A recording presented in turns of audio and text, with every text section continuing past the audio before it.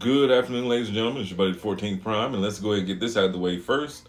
Monster Hunter Optimus Prime has been leaked, revealed, whatever you want to call it. Those of you that have played Monster Hunter know what it's from. I have, my kids have, my daughter loved it. But here you go. Here's our first look at Monster Hunter Optimus Prime in his dragon mode. This seems to be like a heavy retool of Air Razor. I like the wings. I do. I like the wings.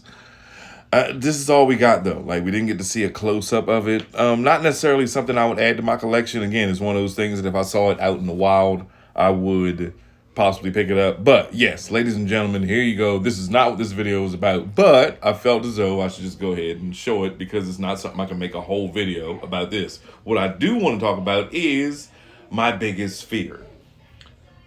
See this? Looks amazing, doesn't it? Doesn't that look great? Now that the movie's out, you know what I mean? And then this is not a video about the movie either. But now the movie's out, we know what happens at the end with all these guys, and then these toys start coming out and everything. It all actually started, I think, with like Super 7. And they started making, articulated action figures of Transformers. To me, like, a Transformer is an action figure, but there's a point behind it. It's a puzzle. It's two toys in one. And now we're starting to get this, we're getting in this trend and in this wave. And again, first of all, let me say this. To all of you that collect these, I have a few models. Myself, my favorite one being my Megatron Fury model. But even that one, I feel like he shouldn't be in here because it doesn't transform. And my biggest fear is that are we starting to see a shift in non-transforming Transformers? Like, think about it. Think about it. Now, y'all know me. Those of you that watch the channel, this is my studio. Or in my studio / chill room / me and my wife come in here, sit, talk, whatever. This is my office. But I play with my toys. I transform them back and forth. You know what I mean? I don't buy it and then just sit it down. Shout out to my dad. That's the whole reason that this room is set up the way it is. When I was a kid, he would put a shelf up and like that's where all my Transformers went. The more I got, the more shelves he put up. And then by the time I was like an early teenager and like it slowly stopped collecting toys, look, reactivate toys sitting there going, what we doing? By the time I stopped, once I got older, and moved out or whatever, I always remembered, real quick, yeah, I did love the movie so much that I made a custom Alita and a custom Arachnid. But when I moved out, it was something I was like, when I grow up, when I get older, when I have a house, I want to have a room, blah, blah, blah. You know the rest. Thank you, Daddy. So, but anyway, we're getting into these toys that don't change. They look great. The plastic is they come with 20 different hands, 8 faces, 9 guns, 3 wings. You know what I mean? You get all this extra stuff, but it doesn't transform. Now, I did see, like, there's one company right now that made a Rodimus, and there's another company that has her name is like Queen Scream. It's that girl Starscream, but it does transform.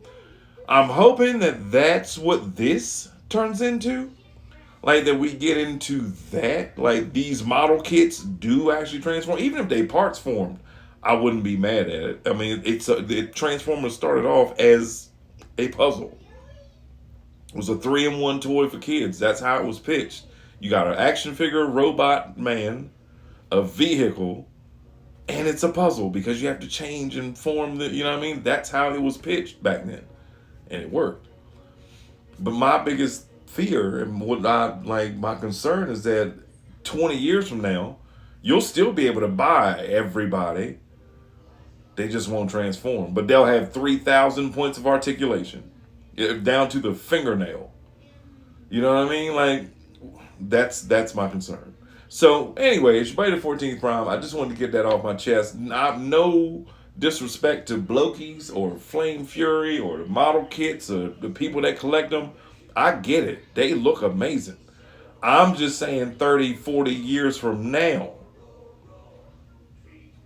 if I don't, I want my toys to remain the way they are now, transforming robots. model kits. You know what I mean? Make it. You know, I don't know. I don't know. I don't know. I just don't want to see that shift happen. The shift between, okay, well, instead of us putting engineering in, we can cut engineering and just give them a great scaled model of Bumblebee, of Optimus. We'll make him look like this, and we'll give you 12 extra guns, 3 sets of hands, 2 blasters, a stand, and an Autobot necklace. You know what I mean? Like, imagine if this transformed. Imagine if what you're looking at right now, imagine if this turned into a truck. And it wouldn't even have to be like super crazy. Just the fact that, you know, you have a toy that looks this great, that's this articulated, that can pose like this, that's got that level of paint on it, but doesn't cost $1,500. That's all I'm hoping for. That's it. That's it.